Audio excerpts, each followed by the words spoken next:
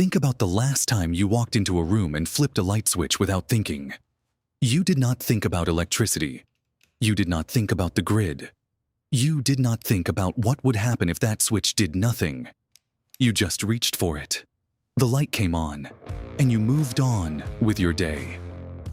That small, automatic, invisible action happens dozens of times every single day for most American families. It is so reliable that it has stopped feeling like a system. It just feels like reality. But it is not reality. It is infrastructure. And infrastructure fails. According to the Department of Energy, the United States experiences more power outages than any other developed nation in the world. Not because we are behind, but because our grid is aging, our weather events are intensifying, and our dependency on electricity has never been higher. The average American household loses power for roughly 8 hours per year. That sounds manageable until you realize that number is an average, and averages erase the people who lose power for 4 days after a hurricane, or 6 days after an ice storm, or 10 days after a wildfire takes out a regional transmission line. For millions of households every year, a blackout is not a minor inconvenience. It is a genuine crisis that they were not ready for. And here is the part that matters most. The panic does not come from the darkness. The panic comes from the unprepared mind meeting the unprepared home. That is what this video is about. Not darkness, not electricity, not survival in some dramatic sense. This is about 8 specific things, 8 predictable, documented, completely avoidable problems that turn a power outage into a household emergency. Some of them are physical, some of them are psychological. Some of them involve items you probably already own but are not using correctly. And by the time we reach number 1, you may realize that the thing causing the most panic during a blackout has nothing to do with supplies at all. We are counting down from 8 to 1. Each one builds on the last. Each one is worse than it sounds when you first hear it. And each one is entirely preventable, if you know what to expect before the lights go out. Number 8 is something almost everyone gets wrong in the first 10 minutes of a blackout. And the mistake compounds itself over the following hours in ways most people do not anticipate. It is the refrigerator. Not losing the refrigerator. Not worrying about the food inside it. The mistake is what people do to it. Or rather, what they keep doing to it in those first confused hours after power disappears. Here is a fact that changes everything. A full refrigerator, left completely closed, will maintain a safe food temperature of 40 degrees Fahrenheit or below for approximately 4 hours after power is lost. A full freezer, left completely undisturbed, will hold its temperature for up to 48 hours. Those are the numbers from the USDA's Food Safety and Inspection Service, and they are not conservative estimates.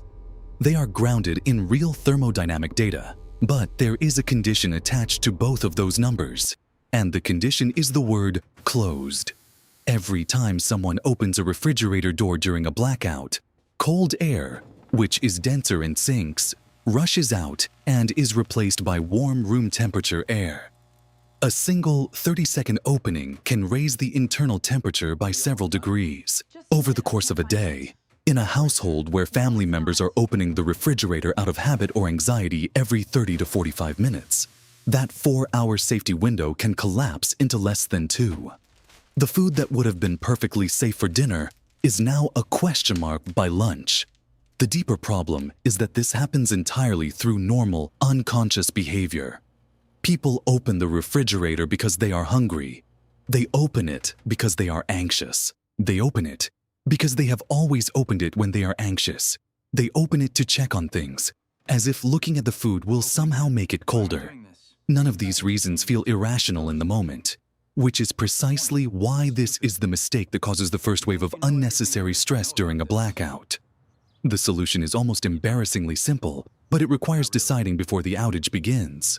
Keep a printed list on your refrigerator, not digital, not on your phone, of what is inside. Know your perishable items. Know what can hold. Know what to eat first. And the moment power goes out, Make a family rule. Keep it closed tonight. The refrigerator stays closed unless there is a specific, planned reason to open it.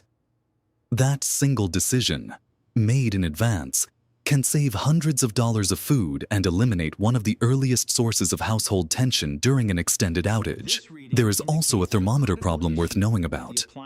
Most households have no reliable way to check their refrigerator's internal temperature without opening it. A simple appliance thermometer, available for under $10, placed inside before an outage, gives you accurate data rather than guesswork. When you do open the door, you look at the number, make your decision, and close it again. Data replaces anxiety. That is the whole principle behind effective preparedness. Number 7 is the one that creates arguments. Not worry, not inconvenience. Actual arguments between people who are normally calm, rational, and kind to each other. It is communication, and specifically the collision between a dead phone and an incomplete plan. Here is how it unfolds in real households across America every time a significant outage hits. The power goes out. Within 30 minutes, everyone in the house has checked their phone at least once. Within 2 hours, at least one person is below 50% battery. By hour 6, someone is making decisions about whether to drive around looking for a working outlet, which burns gas, which raises its own problems. By the following morning, if the outage is still ongoing, the household that thought it was fine is now experiencing genuine communication anxiety. Not because something terrible has happened, but because the ability to know what is happening has been severely compromised. The average American adult checks their phone 96 times per day, according to research from Asurian. That is roughly once every 10 minutes during waking hours. Much of that checking is unconscious and habitual, but during a stressful event like a blackout, phone-checking behavior accelerates rather than decreases, because the phone is the primary tool people use to gather information, monitor conditions, and feel connected to the outside world. The result is that batteries drain faster during the exact period when people need them most. A portable power bank is the obvious solution, but the failure point is in the details. Most households either do not own one that has never been charged, or own one that is too small to fully charge the devices they actually need. A standard smartphone battery is between 3,000 and 5,000 milliamp hours. A power bank that will meaningfully help during an extended outage should hold at least 20,000 milliamp hours, enough to fully charge multiple devices multiple times. The cost of such a bank is between $20 and $50, and when maintained and kept charged, it is one of the highest value preparedness items a household can own. But the deeper issue is the plan, not the battery. What most families completely fail to do before an outage is establish a communication protocol. Who do you call first? What information matters? If you need to leave the house, where are you going, and how will others know?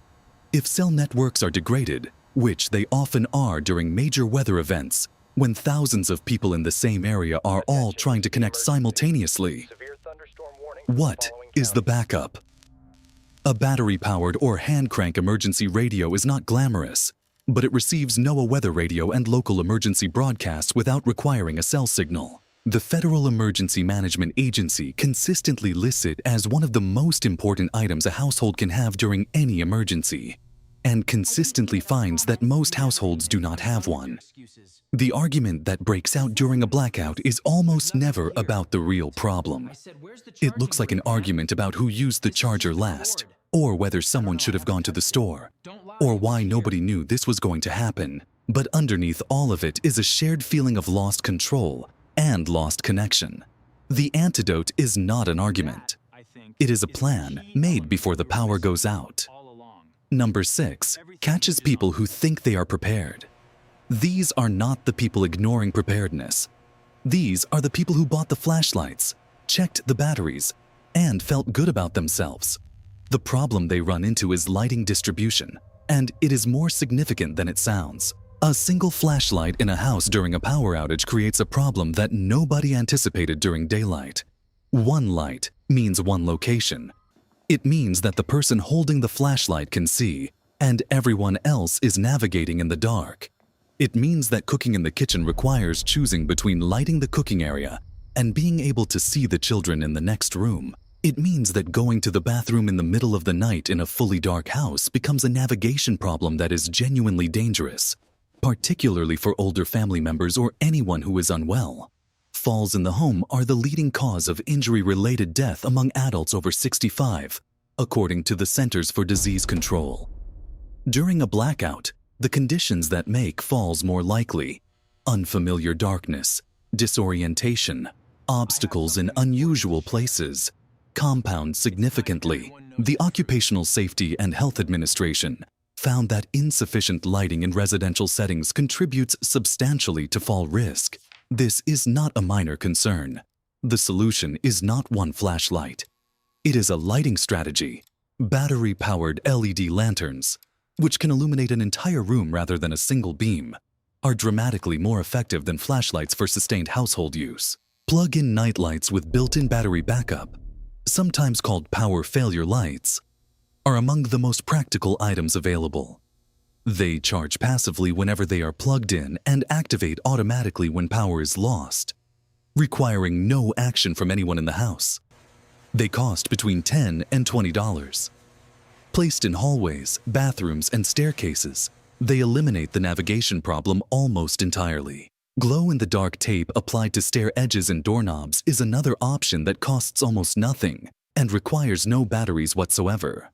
It sounds primitive, but it works. Several fire departments recommend it as standard household practice precisely because it functions without any power source or manual activation. The family that spends the first night of a blackout tripping over furniture and arguing about who moved the flashlight is not suffering from bad luck. They are experiencing the entirely predictable consequence of a one-flashlight strategy applied to a multi-room house.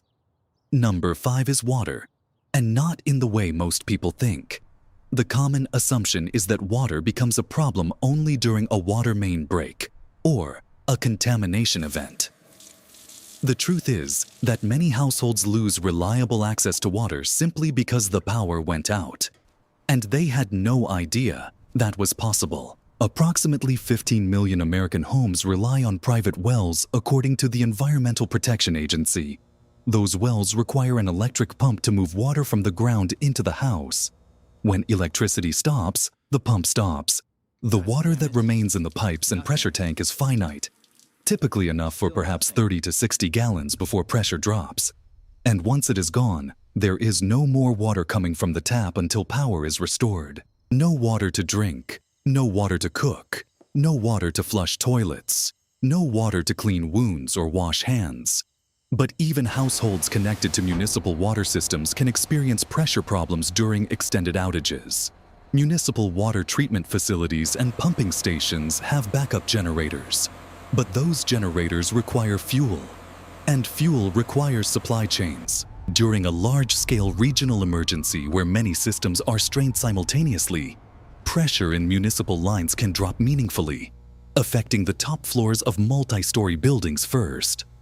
Beyond supply, there is a contamination issue that almost nobody anticipates. After a major outage or infrastructure event, municipal water authorities sometimes issue precautionary boil water advisories even when the water was not confirmed to be contaminated. The reason is that pressure drops in distribution lines can allow bacteria and other contaminants to enter the system through cracks or joints. Between 2011 and 2022, the EPA documented thousands of boil water advisory events across the country. During these periods, tap water is not safe for drinking or cooking without treatment. FEMA recommends storing 1 gallon of water per person per day, with a minimum 3-day supply for evacuation scenarios, and ideally a 2-week supply for home preparedness. For a family of 4, that is at minimum 12 gallons, ideally 56 gallons. Most households have none stored at all. The people who discover this problem do so at the worst possible time.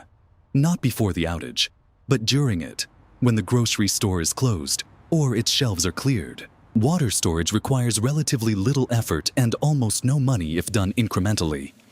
Clean, food-grade containers filled with tap water and stored in a cool, dark location are a perfectly effective solution for most households. The water should be rotated every 6 months. That is the entire protocol. But the family that has not done it will spend part of their blackout hauling water in the trunk of a car from wherever they can find it, which is exactly the kind of exhausting, avoidable problem that turns a manageable situation into a demoralizing one. Number 4 is where the psychological pressure of a blackout starts compressing into something heavier. It is heat and cold. Not in the dramatic sense of hypothermia or heat stroke, though those are real risks in extreme cases, but in the quieter, more persistent sense of physical discomfort that erodes patience, impairs judgment, and makes every other problem feel larger than it is. The human body is surprisingly sensitive to temperature. Research published in the journal Psychological Science found that ambient temperature measurably affects mood, cognitive performance, and interpersonal tolerance. When people are too hot or too cold, they become more irritable, less rational, and less able to cooperate effectively with the people around them. In a household where stress is already elevated because the power has been out for 12 hours and nobody is sure when it will return, adding sustained physical discomfort to that equation accelerates the breakdown of household functioning in ways that are predictable and entirely human. During summer outages, indoor temperatures rise faster than most people expect. On a day when the outdoor temperature is 95 degrees Fahrenheit, a house with no air conditioning and no cross-ventilation can reach dangerous indoor temperatures within a few hours. The Centers for Disease Control identifies heat-related illness as the leading weather-related cause of death in the United States, with the elderly, children under 4, and individuals with certain medical conditions at highest risk. The 1995 Chicago heat wave, which occurred over a 5-day period during which power outages left thousands of residents without air conditioning, resulted in over 700 excess deaths, the vast majority of which were heat-related. During winter outages, the problem is the opposite, but equally dangerous. Modern homes are insulated well enough that they retain warmth for several hours after heating stops, but they are not designed to function as passive thermal shelters for more than a day or two in cold weather. The National Weather Service defines a dangerous wind chill threshold at 18 degrees Fahrenheit, at which exposed skin can freeze within 30 minutes.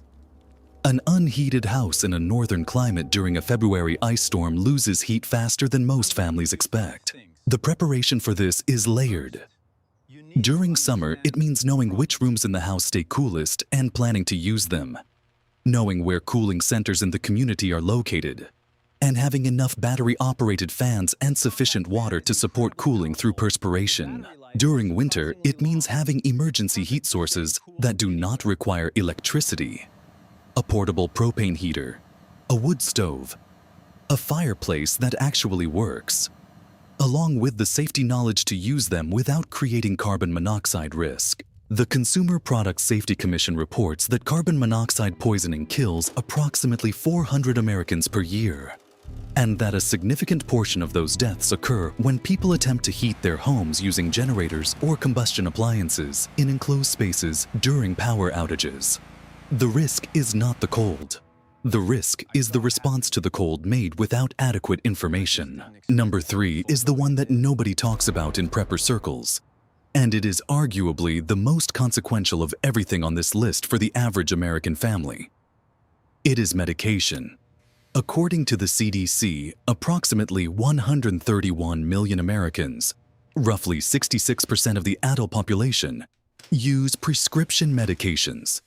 The most commonly prescribed drugs include medications for hypertension, diabetes, mental health conditions, thyroid disorders, and pain management. Many of these medications are temperature sensitive in ways that are poorly understood by the people who take them, and many people who depend on them have at most a 7 to 14 day supply at any given time. Insulin, which approximately 7.4 million Americans use daily, degrades significantly when exposed to temperatures above 77 degrees Fahrenheit for extended periods. An open insulin vial or pen that has been sitting in a home where the temperature has risen to 90 or 95 degrees over the course of a multi-day summer blackout may still appear perfectly normal, the same color, the same consistency, but its efficacy can be substantially reduced. A person with type 1 diabetes who is administering insulin that has been heat damaged without knowing it is in a genuinely dangerous situation. Beyond temperature sensitivity, there is the supply problem. A 3-day blackout is manageable for most medication users. A 7-day blackout is not, for anyone who did not have a backup supply. The challenge is that insurance providers typically will not cover prescription refills until the previous supply is nearly exhausted. Usually, within the last 10 to 14 days of a prescription supply. This means that most people, by design, have only a small buffer. Emergency preparedness organizations, including FEMA and the Red Cross, recommend speaking directly with prescribing physicians about maintaining at least a 30-day emergency supply of critical medications, which is possible in most cases if explicitly requested. Many physicians are willing to write 90-day prescriptions for maintenance medications when asked. Most people never ask. Pharmacies also close during extended outages or run out of inventory during large-scale regional emergencies. In the aftermath of Hurricane Maria in Puerto Rico in 2017, pharmaceutical supply chains collapsed so severely that the FDA documented widespread drug shortages affecting the continental United States because Puerto Rico manufactures a significant portion of pharmaceutical products used nationally. A single major disaster event can have cascading effects on medication availability that extend hundreds or thousands of miles from the affected area. The family that has not thought about medications during a blackout often discovers the problem at a moment when solving it has become significantly harder. At night, when pharmacies are closed, when roads are difficult, when everyone in the region is dealing with the same problem at the same time. Number 2 is the one that reveals what most people actually think preparedness is, and why that mental model fails them in the most important moments. It is the generator problem. Portable generators have become enormously popular in the United States. According to industry data, sales of portable generators accelerate sharply during and after major weather events, and an estimated 12 million American households now own at least one. They appear on social media as the symbol of the prepared household, the powerful machine humming in the background while the neighbor's house is dark. But generators come with a specific, serious problem that is responsible for more blackout-related deaths than almost any other single factor. And it is a problem of knowledge, not equipment. The Consumer Product Safety Commission reports that portable generators cause approximately 900 deaths from carbon monoxide poisoning every year in the United States, along with tens of thousands of emergency room visits. The majority of these incidents occur not because people are reckless, but because they make reasonable-sounding decisions based on incomplete information. They put the generator in the garage with the door open because they believe that provides enough ventilation. They run it just outside an open window because they think the exhaust is going away from the house. Both assumptions are wrong. Carbon monoxide is colorless, odorless, and disperses unpredictably. A generator running 10 feet from an open window can fill a bedroom with lethal concentrations within minutes. The CPSC recommends running portable generators no closer than 20 feet from any window, door, or vent, a distance that often surprises people who have only read it once and not truly internalized it. Every generator should be paired with a battery-operated carbon monoxide detector inside the home. Since the monitors that are hardwired into most modern homes fail when power is out, this is not a redundancy. This is a necessity. There is a second generator problem that is less deadly, but equally predictable. Fuel. A standard portable generator uses between 1/2 and 1 full gallon of gasoline per hour of operation. A 5,000-watt generator running for 12 hours per day consumes 6 to 12 gallons of gas daily. During a regional emergency, gas stations either lose power themselves or run out of fuel within the first 24 to 48 hours. The family that starts the blackout with 5 gallons of stored gas is out of options by the second morning if they have not planned for resupply. Many families who are deeply relieved to own a generator find themselves, on day 2, with a working machine and nothing to run it on. Stored fuel also degrades. Untreated gasoline has a shelf life of approximately 3 to 6 months.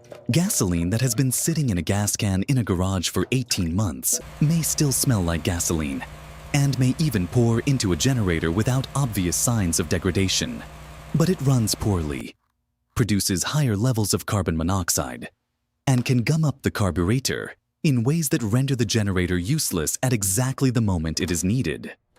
Fuel stabilizers, inexpensive additives available at any hardware store, can extend stored gasoline's viability to 12 months or longer. Most generator owners have never heard of them. The generator is the symbol of preparedness. But the people who prepare around a single symbol without understanding its full operational requirements often find themselves worse off than the neighbor who never bought one, because they have developed a false confidence in a system they do not fully control. Number 1 is not a thing you can buy. It cannot be stored in a closet or pulled out of a box. It is the thing that fails first, before the refrigerator warms, before the phone dies, before the water pressure drops. Number 1 is the plan, or more precisely, the absence of one. Every other item on this list is a manifestation of the same underlying problem. People who encounter a blackout without having made specific, concrete decisions in advance find themselves making those decisions under stress, in the dark, with incomplete information, while also managing anxious family members and a body flooded with cortisol. That is the worst possible environment for good decision-making. And it is the environment that virtually every unprepared household creates for itself. Here is what is documented about human decision-making under acute stress. Research from the University of Southern California's Brain and Creativity Institute found that the prefrontal cortex, the part of the brain responsible for rational planning, risk assessment, and impulse control, becomes measurably impaired under sustained stress. In its place, the amygdala, which governs fear and reactive behavior, takes over. The result is that stressed people do not think clearly. They know what they need, but they cannot organize the steps to get it. They understand that something is wrong, but they cannot evaluate options calmly. They feel the urgency but cannot direct it productively. This is why the people who are calm during a blackout are almost always the people who had a plan before it started. Not an elaborate plan. Not a military-grade binder of laminated emergency protocols. A simple, written, accessible plan that answers 4 questions. What do we do in the first hour? Where is everything we need? Who do we contact and how? At what point do we consider leaving? The written part is more important than it seems. Studies in emergency management consistently find that verbal agreements made before emergencies are less reliable than written ones, because stress degrades memory retrieval. A family that talked about what to do during a blackout will remember different versions of that conversation when the blackout actually occurs. A family with a 1-page document taped inside a kitchen cabinet has eliminated that variable entirely.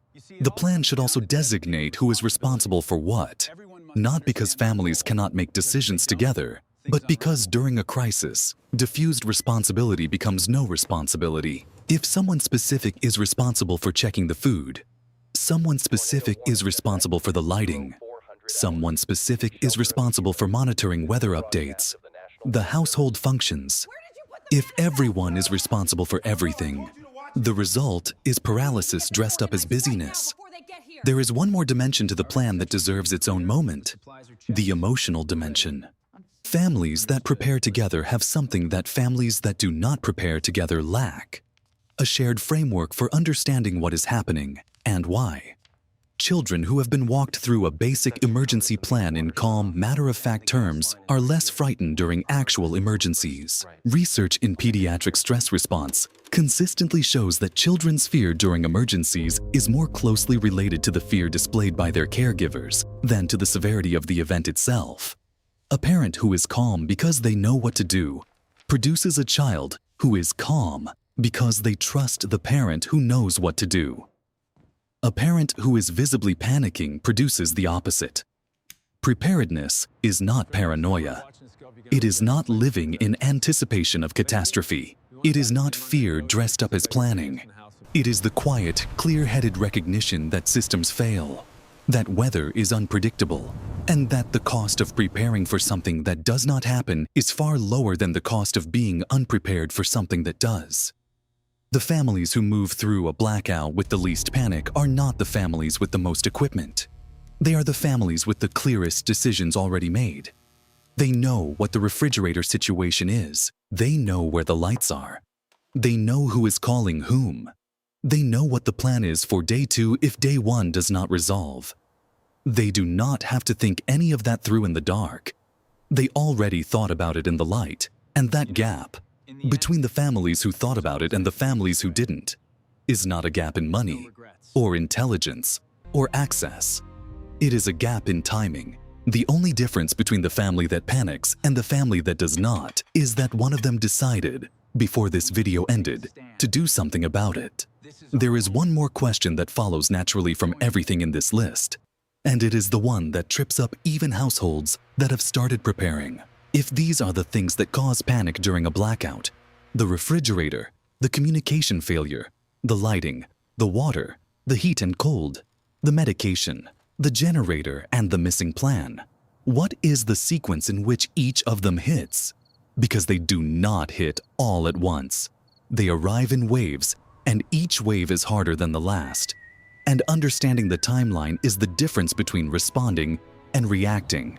That is the next conversation worth having. And that's all I have to say on it.